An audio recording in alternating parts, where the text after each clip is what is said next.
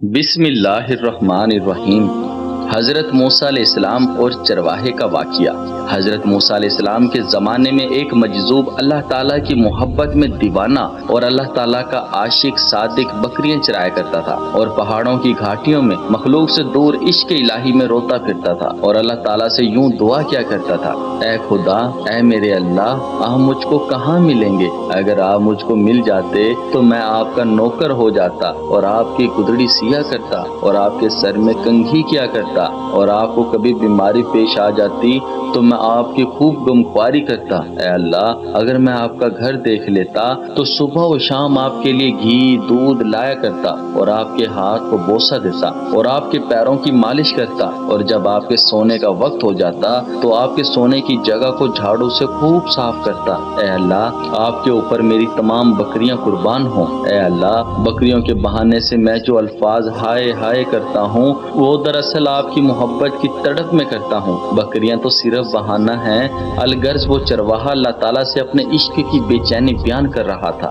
اس طرح وہ چرواہا محبت کی باتیں اپنے رب سے کر رہا تھا کہ اچانک حضرت موسیٰ علیہ السلام کا اس طرف سے گزر ہوا۔ حضرت موسیٰ علیہ السلام نے جب یہ باتیں سنی تو ارشاد فرمایا: اے چرواہے، کیا حق تعالیٰ کو نوکر کی ضرورت ہے، یا ان کا کوئی سر ہے کہ تو ان کے بالوں میں کنگھا کرے گا، یا ان کو بھوک لگتی ہے کہ تو ان کو بکریوں کا دودھ پلائے گا؟ کیا اللہ تعالیٰ بیمار ہوتے ہیں جو تو ان کی غمخواری کرے گا؟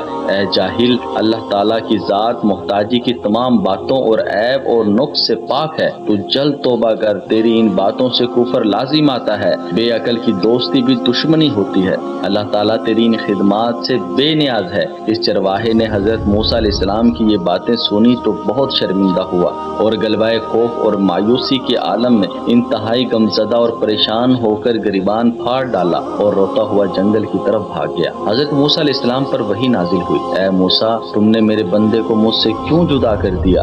تم کو میں نے بندوں کو اپنی طرف متوجہ کرنے کے لیے بھیجا ہے، نہ کہ جدا کرنے کے لیے۔ تمہارا کام وصل جوڑنا تھا، نہ کہ فصل توڑنا۔ اس واقعے سے ہمیں یہ سبق ملتا ہے کہ کسی کو نصیحت کرتے وقت یہ بھی سمجھنا چاہیے کہ ممکن ہے وہ اللہ کے نزدیک مقبول ہو، کیونکہ بعض بندے مخلص اور عاشق ہوتے ہیں اور نافرمانیوں سے بالکل محفوظ ہوتے ہیں، لیکن ظاہری طور پر ان کے الفاظ آداب الوحیت کے خلاف ہوتے ہیں، مگر یہ ان کا جوش عشق ہوتا ہے، بے ادبی کرنے کا ارادہ نہیں ہوتا۔